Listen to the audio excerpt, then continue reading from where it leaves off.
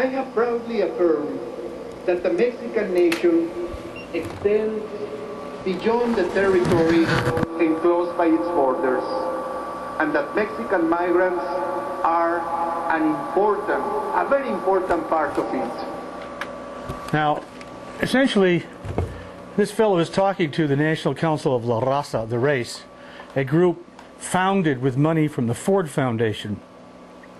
And essentially he is saying that Mexico is extending its borders by sending illegal aliens across the border.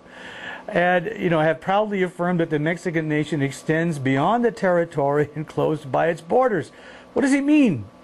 Well, it means Mexico is taking back what it lost in 1848 as a result of the Treaty of Guadalupe Hidalgo. He just declared war by migratory tactics on the United States. Not just, that was 7 years ago. We screamed bloody murder at the time, nobody listened. But it goes on, and since then, since he said that, millions of Mexicans have crossed.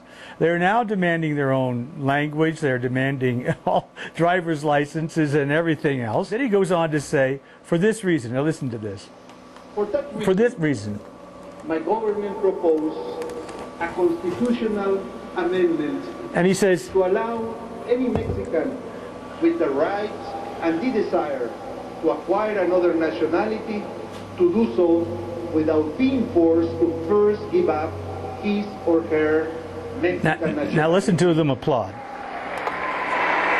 5,000 people cheering the takeover of the United States by migratory tactics. And what he's saying is, you're going to be able to keep your Mexican nationality or citizenship.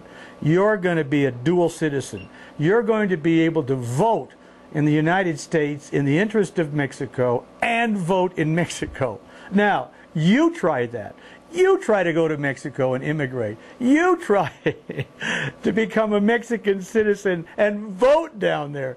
Excuse me? It will never happen. Elena Poniatowska, who is a leading writer, leading a Mexican intellectual, Elena Poniatowska. Mexico is recovering the territories ceded to the United States with migratory tactics. That's what she said. Jose Angel Gutierrez of the University of Texas. We cannot, we will not, and we must not be made illegal in our own homeland. This is their homeland. We are not immigrants. We're not immigrants. From another country to another country. We are migrants. Free to travel the length and breadth of the Americas because we belong. We belong here. We're people from here. We need no passport. Okay. Right.